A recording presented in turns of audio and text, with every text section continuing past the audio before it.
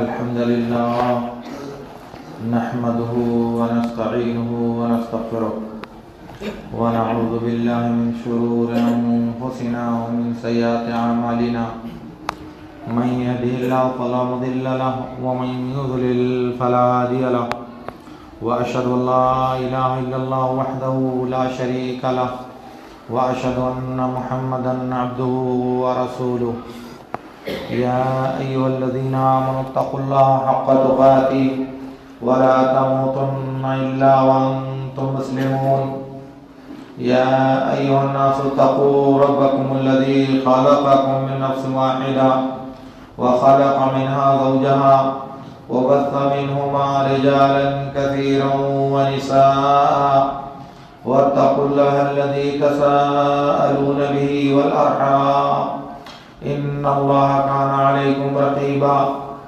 يا أيها الذين آمنوا اتقوا الله وقولوا قولا سديدا يصلح لكم أعمالكم ويغفر لكم ذنوبكم ومن يطع الله ورسوله فقد فاز فوزا عظيما أما بعد فإن خير الحديث كتاب الله وخير الهدي هدي محمد صلى الله عليه وسلم وشر الأمور محدثاتها وكل محدثة بدعة وكل بدعة ضلالة وكل ضلالة في النار.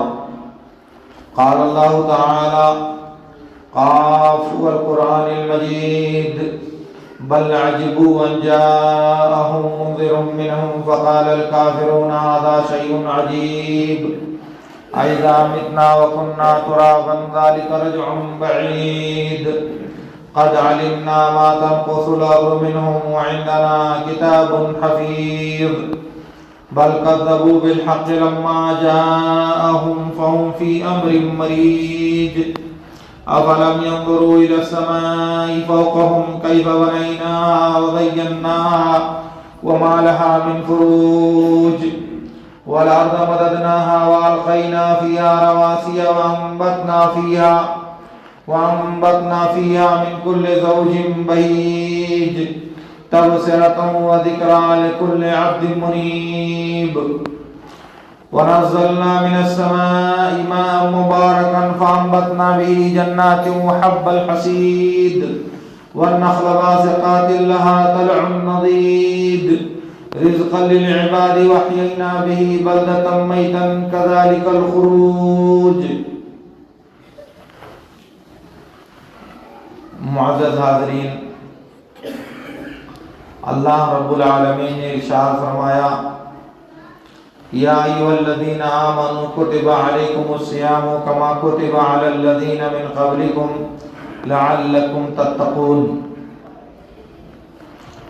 اے وہ لوگوں جو ایمان لائے ہو، تم پر روزہ فرض کیا گیا ہے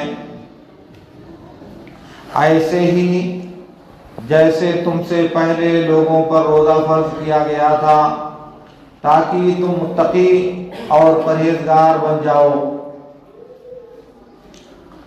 اللہ رب العالمین نے اس آیت کے اندر 3 باتیں بیان فرمائی ہیں. ایک بات تو یہ کہ روزہ امت محمدیہ پر فرض کیا گیا ہے. دوسری بات یہ کہ یہ صرف امت محمدیہ کی خصوصیت نہیں ہے، روزے گزشتہ امتوں پر بھی اللہ تعالیٰ نے فرض کیے تھے، اسی طرح اس امت پر بھی فرض کیا ہے. تیسری بات یہ ہے کہ روزہ فرض کرنا صرف انسانوں کو پریشان کرنے، انہیں بھوک اور پیاس سے دوچار کرنے کے لیے نہیں، بلکہ اس لیے ہے تاکہ ان کے اندر تقویٰ کی صفت پیدا ہو جائے اور روزہ رکھنے والے لوگ متقی اور پرہیزگار ہو جائیں. اسی لیے روزہ ان اعمال اور ان عبادات میں شمار ہوتا ہے جن کا اجر اور جن کا ثواب متعین اور محدود نہیں ہے، یعنی بلا حساب و کتاب جن کا اجر ملے گا. ان اعمال میں سے ایک عمل روزہ بھی ہے. بخاری اور مسلم کی روایت میں ہے، اللہ کے رسول صلی اللہ علیہ وسلم نے ارشاد فرمایا کہ اللہ تعالیٰ فرماتا ہے: کل عمل ابن آدم لہ الا الصوم فانه لی وانا اجزی بہ. کہا کہ ابن آدم کا ہر عمل اس کے لیے ہوتا ہے سوائے روزے کے کہ وہ میرے لیے ہوتا ہے، اس لیے میں ہی اس کا بدلہ دوں گا. الحسنۃ بعشر امثالها الى 700 ضعف او اکثر. کہا کہ ایک نیکی کا بدلہ 10 گنا سے لے کر کے 700 گنا تک ہوتا ہے. گویا کہ انسان اس دنیا میں جو نیکیاں کرتا ہے ان نیکیوں کا جو اجر اللہ نے متعین کیا ہے وہ ایک نیکی کا ثواب 10 گنا سے لے کر کے 700 گنا تک اللہ تعالیٰ ثواب دیتا ہے. مگر روزے کا جو اجر ہے، روزے کا جو ثواب ہے، وہ اللہ رب العالمین نے کسی بندے کو نہیں بتایا، اپنے کسی فرشتے کو اسے لکھنے کا حکم نہیں دیا، بلکہ اس کا علم اپنے پاس رکھا اور کہا کہ میں اس کا بدلہ دوں گا. اور اس کائنات میں اللہ رب العالمین سے بڑھ کر فیاض، داد و دہش کرنے والا، نوازنے والا، خرچ کرنے والا اللہ رب العالمین سے بڑھ کر کوئی نہیں ہے. تو اللہ رب العالمین جو جواد اور کریم ہے، جب وہ دینے پر آئے تو کتنا دے گا؟ کیا اندازہ لگاتے ہیں آپ؟ آپ کا کیا تخمینہ ہے کہ اللہ رب العالمین آپ کو روزے کا ثواب کتنا دے گا؟ اس کا مطلب کہ بلا حد و حساب اور بغیر کسی عدد کی تعین کے اللہ رب العالمین روزے کا بدلہ دیتا ہے.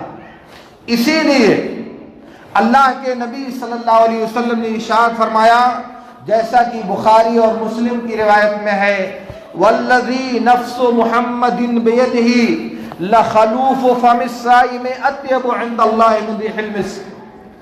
کہا کہ قسم ہے اس ذات کی جس کے ہاتھ میں محمد کی جان ہے، روزے دار کے منہ کی بو اللہ کے نزدیک مشک سے زیادہ خوشبودار اور مشک سے زیادہ پسندیدہ ہے. نبی صلی اللہ علیہ وسلم کی تعبیر کے مطابق دنیا میں سب سے بہتر جو خوشبو پائی جاتی ہے وہ مشک ہے. بعض روایتوں میں نبی صلی اللہ علیہ وسلم نے فرمایا ہے، ان المسک اطیب الطیب، مشک سب سے بہتر خوشبو ہے. تو یہ خوشبو اللہ رب العالمین کی نظر میں مشک سے زیادہ بہتر قرار دی گئی ہے. کیا؟ روزے دار کے منہ سے، پیٹ خالی ہونے کی وجہ سے، معدے میں کوئی چیز موجود نہ ہونے کی وجہ سے جو بو اس کے منہ سے نکلتی ہے وہ اللہ رب العالمین کو اتنی زیادہ محبوب اور پسندیدہ ہے. اور اسی لیے اللہ تعالیٰ اس کا ثواب اس قدر دے گا کہ کم سے کم ہم اور آپ اس کا اندازہ نہیں لگا سکتے. اسی لیے آپ سوچیں، اس دنیا میں انسان کبھی بھلائی کی طرف رغبت رکھتا ہے اور کبھی برائی کی طرف اس کا شوق بڑھتا ہے. یعنی ایک ہی انسان زندگی کے مختلف مراحل میں کبھی خیر چاہتا ہے اور کبھی شر چاہتا ہے. ایسا کیوں ہوتا ہے؟ ایسا اس لیے ہوتا ہے کہ اللہ رب العالمین نے انسان کی طبیعت میں، انسان کی فطرت میں 2 خصلتیں یا 2 طاقتیں رکھی ہیں. ایک طاقت خیر چاہتی ہے اور دوسری طاقت شر اور برائی چاہتی ہے. خیر چاہنے والی طاقت کو قوت ملکوتیہ کہتے ہیں اور شر چاہنے والی طاقت کو قوت شیطانیہ کہتے ہیں. اور یہ دونوں انسان کے اندر پائی جاتی ہے. اور جب انسان کھانا کھاتا ہے، آسودہ رہتا ہے، پانی پی کر کے شکم سیر رہتا ہے، تو اس کی قوت شیطانیہ کو بڑھاوا ملتا ہے اور قوت ملکوتیہ مغلوب ہوتی ہے. اس کے برخلاف جب انسان غذا اور پانی کم استعمال کرتا ہے، اس کا معدہ خالی رہتا ہے، تو قوت ملکوتیہ کو بڑھاوا ملتا ہے. وجہ اس کی یہ ہے کہ فرشتے وہ مخلوق ہیں جو دانا اور پانی نہیں کھاتے، کھانا اور پانی استعمال نہیں کرتے. اس کے برخلاف شیطانی جو قوت ہے وہ انسانوں کی طرح سے کھانا بھی کھاتی ہے اور پانی بھی پیتی ہے. تو جب جب فرشتوں کی صفت سے مشابہت ہوتی ہے کہ انسان کھانا پانی نہیں کھاتا، تو وہ قوت ملکوتیہ یعنی فرشتوں جیسی قوت انسان کے اندر پروان چڑھتی ہے. اور جب کھانا انسان استعمال کرتا ہے تو انسان کے اندر قوت بہیمیہ پروان چڑھتی ہے اور یہی وجہ ہے کہ انسان جب روزے سے ہوتا ہے تو اس کی شیطانی قوت مغلوب ہونے کی وجہ سے انسان خیر کی طرف راغب ہوتا ہے، بھلائی کی طرف سبقت کرتا ہے، نیکیوں کو پسند کرتا ہے، برائیوں سے متنفر ہوتا ہے۔ تو اس قوت کو بڑھانے کا ایک ذریعہ اللہ رب العالمین نے روزہ دیا ہے۔ ویسے بھی بخاری اور مسلم کی ایک دوسری روایت میں ہے، اللہ کے رسول صلی اللہ علیہ وسلم نے ارشاد فرمایا، ان الشیطان یجری من ابن آدم مجری الدم، کہا کہ شیطان انسان کی رگوں میں خون کی طرح گردش کرتا ہے۔ جیسے انسان کی رگوں میں خون دوڑتا ہے، ایسے شیطان انسان کی رگوں میں گردش کرتا ہے۔ اور جب جب انسان کا کھانا، اس کی خوراک کم ہوتی ہے تو رگوں میں خون کی گردش کم ہوتی ہے، اور جب خون کی گردش کم ہوتی ہے تو شیطان کی گردش بھی کم ہو جاتی ہے۔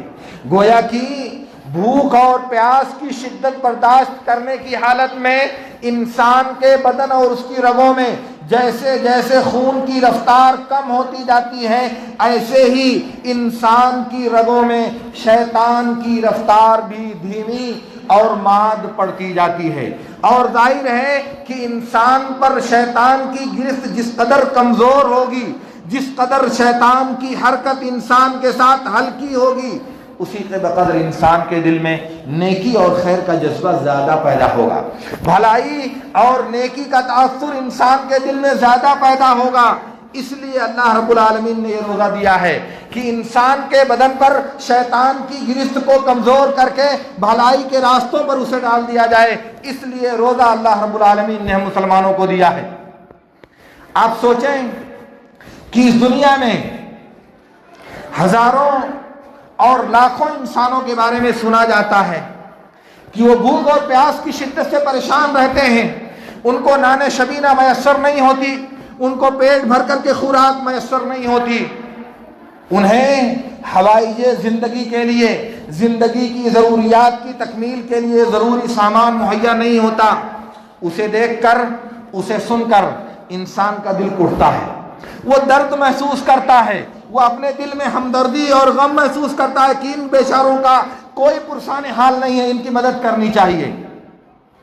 لیکن انسان کا دماغ اس قدر متاثر نہیں ہوتا جس قدر کی اسے ہونا چاہیے، یعنی دوسروں کی پریشانیاں دیکھ کر کے بنو آدم کا ہر فرد غمزدہ ہوتا ہے، متاثر ہوتا ہے، لیکن یہ تاثر اس حد تک نہیں ہوتا جس حد تک ہونا چاہیے۔ لیکن اللہ رب العالمین نے جب کہا کہ فجر کے وقت سے لے کر کے سورج ڈوبنے تک تم کھانا، پانی اور نفس کی خواہشات کو چھوڑ دو، اور آپ نے چھوڑ دیا۔ شدید بھوک لگی ہے، کھانا میسر ہے مگر آپ کھانا نہیں کھاتے، سخت پیاس لگی ہے اور شاندار مشروب آپ کے استقبال میں موجود ہے مگر آپ اسے ہاتھ نہیں لگاتے۔ گویا کہ بھوک اور پیاس اور جذبات کو کنٹرول کرنے کی شدت آپ برداشت کرتے ہو، تب آپ کو احساس ہوتا ہے کہ بھوک کس لیے کا نام ہے۔ تب آپ کے دل میں یہ تصور پیوست ہوتا ہے کہ آخر پیاسا رہنا کیا معنی رکھتا ہے، اور جس قدر یہ بھوک اور پیاس آپ کے دل و دماغ پر شدت کے ساتھ مسلط ہوگی، ایسے ہی شدت کے ساتھ آپ کو یہ احساس بھی پیدا ہوگا کہ میرا وہ بھائی جو سال بھر بھوکے رہتا ہے، میرا وہ بھائی جو سال بھر بھوک کی شدت کو جھیلتا ہے، آخر اس پریشانی کو دور کرنے کا طریقہ کیا ہونا چاہیے۔ گویا کہ اپنے اوپر بھوک کی شدت جب بیتے گی تو آپ کو دوسروں کی بھوک کے درد کا احساس ہوگا، اور آپ اپنے ہاتھ سے، اپنی جیب سے اس کی مدد کرنے پر اپنے آپ کو آمادہ کرو گے۔ آپ اس بات پر اپنے آپ کو تیار پاؤ گے کہ نہیں، اس کی مدد کرنی چاہیے۔ یہ بھی اسی پریشانی میں مبتلا ہے جس پریشانی میں میں نے رمضان کے دنوں میں تجربہ کیا ہے۔ جو تجربہ مجھے رمضان کے دنوں میں ہوا ہے وہ اس کو سال بھر تجربہ کرنا پڑتا ہے، اس پریشانی سے یہ سال بھر دو چار ہوتا ہے۔ تو ظاہر ہے کہ اگر انسان کے دل میں، انسان کے بدن میں حساس دل ہے، تڑپتا ہوا ضمیر ہے، تو ظاہر ہے کہ وہ اپنا ہاتھ روک نہیں سکتا، اپنے جیب میں اپنے پیسے کو روک نہیں سکتا، وہ مجبور ہوگا کہ اس مجبور انسان کی مدد کرے، اس بے بس انسان کی ضرورتوں کی تکمیل کا سامان کرے۔ تو اس لیے اللہ تعالیٰ نے ہمیں بھوکا اور پیاسا رہنے کا حکم دیا ہے، اس لیے اللہ نے ہمیں بھوک کا تجربہ کروایا ہے کہ دیکھو بھوک کیسی پریشان کن چیز ہوتی ہے، بھوک کی حالت میں انسان کا دماغ کس قدر معوف اور کمزور ہوتا ہے، یہ تجربہ کر کے دیکھو۔ اور جب انسان بذات خود اس کا تجربہ کرتا ہے، اسی لیے کہا جاتا ہے شنیدہ کا بوند مانند دیدہ، دوسروں کا درد سن لینا، دوسروں کا درد دیکھ لینا ایک چیز ہے، مگر اس کا اعلیٰ درجہ یہ ہے کہ اس تکلیف سے آپ خود دوچار ہو، اس پریشانی میں آپ خود مبتلا ہو، تب آپ کو یقینی اور حقیقی طور پر احساس ہوگا کہ یہ درد کتنا پریشان کن ہوتا ہے، یہ بھوک کی شدت کس قدر جان لیوا اور کس قدر تکلیف دہ ہوتی ہے۔ پھر آپ آمادہ ہو گئے کہ دوسروں کی مدد کریں۔ اب کون کہتا ہے ان حکمتوں کی موجودگی میں کہ روزہ انسانوں کو تھکانے اور پریشان کرنے کے لیے ہے؟ کون اس بات کا تصور کر سکتا ہے کہ وہ کہے کہ روزہ انسانوں کو پریشان کرنے کے لیے؟ نہیں میرے دوستو، روزہ ان عظیم حکمتوں کا منبع اور چشمہ ہے، اس لیے یہ روزہ اللہ رب العالمین نے ہم انسانوں کو دیا ہے تاکہ اس روزے کے ذریعہ ہمارے نفس کا تزکیہ کرے، ہمارے قلوب کا تزکیہ کرے اور ہمارے تصورات کا تصفیہ کرے۔ یہ اللہ رب العالمین نے روزہ اس لیے دیا ہے، اس لیے اس پہلو پر ہم سب کو غور کرنا چاہیے۔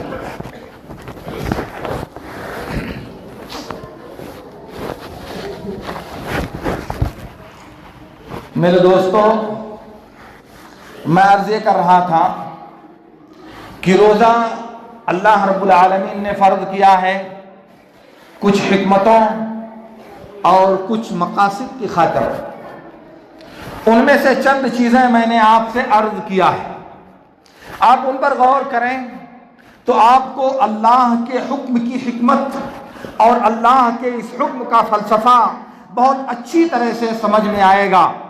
اور مزید جب آپ دیکھیں گے کہ اللہ رب العالمین نے ان مقاصد کو حاصل کرنے کے لیے کچھ اسباب بھی مزید پیدا کیے ہیں، کچھ اور خاص اسباب بھی اللہ تعالیٰ نے پیدا کیے ہیں۔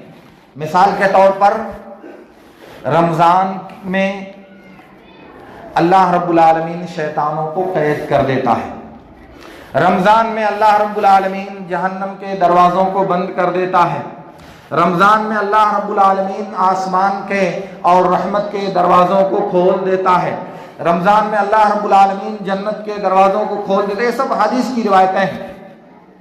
تو اب ایسی صورت میں شیطان زنجیروں میں جکڑا ہوا ہے، جو شیطان کا کھلا ہوا دشمن ہے، جس نے شیطان کو گمراہ کرنے کے لیے اللہ تعالیٰ سے قسم کھا کے رکھی ہے، وہ اپنا عمل نہیں کر پاتا۔ تو اس طرح سے انسان کی جو لپک ہے گناہوں کی طرف، انسان کی گناہوں کرنے کی جو عادت ہے وہ کمزور پڑتی ہے، کیونکہ شیطان جو اس کو گناہوں پر راغب کرتا ہے، گناہوں پر آمادہ کرتا ہے، وہ جکڑا ہوا ہے، وہ اپنا کام نہیں کر پاتا ہے۔ ہاں، اس کے باوجود انسان گناہ کرتا ہے، اس کے باوجود ہم میں سے بہت لوگ روزہ نہیں رکھتے، اس کے باوجود ہم میں سے بہت لوگ اللہ کی نافرمانیاں کرتے ہیں، اس کے باوجود ہم میں سے بہت لوگ روزہ رکھنے کے باوجود گناہ کے کام میں اپنے آپ کو ملوث کرتے ہیں۔ تو اس کی وجہ یہ نہیں ہے کہ شیطان قید نہیں ہے، اس کی وجہ یہ ہے کہ انسان کو گناہ پر آمادہ کرنے والی دنیا میں دو چیزیں ہیں، ایک تو ہے شیطان اور دوسرے انسان کا نفس۔ اللہ تعالیٰ نے کہا وَمَا أُبَرِّئُ نَفْسِي إِنَّ النَّفْسَ لَأَمَّارَةٌ بِالسُّوءِ، میں اپنے نفس کو گناہوں سے پاک نہیں قرار دیتا، یہ نفس برائیوں کا حکم دینے والا ہے۔ اس کو ہم لوگ نفس امارہ کہتے ہیں۔ وہ تو باقی ہے انسان کے اندر، روزہ کی حالت میں بھی تو وہ باقی رہتا ہے، وہ کمزور ہوتا ہے بھوک اور پیاس کی شدت سے، وہ کمزور ہوتا ہے بھوک کی زیادتی اور پیاس کی زیادتی سے۔ لیکن ہم نے تو روزے کو کھانے اور پینے کا مہینہ بنا لیا ہے، ہم نے پورا رمضان مختلف قسم کے کھانوں کا اہتمام کرنے کا مہینہ فرض کر لیا ہے۔ سال بھر میں جو غذائیں ہم تیار نہیں کرتے اس کو اکٹھا رکھتے ہیں کہ رمضان کا مہینہ آئے گا تو ایسا کیا جائے گا۔ تو رمضان میں جو اللہ رب العالمین نے بھوکا اور پیاسا رکھ کر کے نفس امارہ کو کمزور کرنے کی ترغیب دی تھی، وہ ہم نے کثرت غذا کے ذریعہ، ہم نے انواع و اقسام کے کھانوں کے ذریعہ اس تاثر کو کم کر لیا ہے یا کمزور کر لیا ہے۔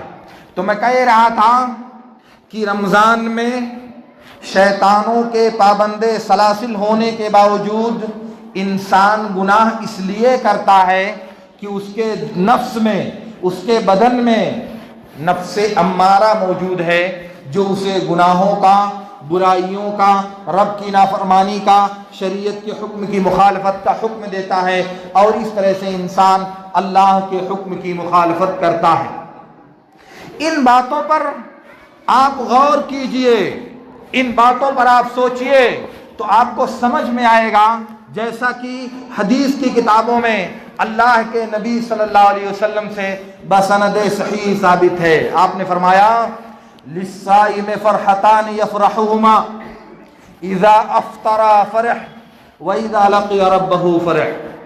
کہا کہ روزے دار کے لیے دو خوشی کے وقت ہیں جن میں وہ خوش ہوتا ہے۔ ایک تو اس وقت جب وہ روزہ افطار کرتا ہے تب، اور دوسرے جب اس کی اپنے رب سے ملاقات ہوگی تب۔ روزہ افطار کرنے میں خوشی کے دو مواقع ہیں۔ ایک تو روزانہ مغرب کے وقت جب انسان روزہ افطار کرتا ہے تو آپ ایک مومن انسان کی خوشی کا ٹھکانہ مت پوچھئے، بہت خوش ہوتا ہے کہ روزہ پورا ہو گیا اور اب کھانے اور پینے کی اسے اجازت ملی تو نفس اس کا مسرت سے جھوم اٹھتا ہے۔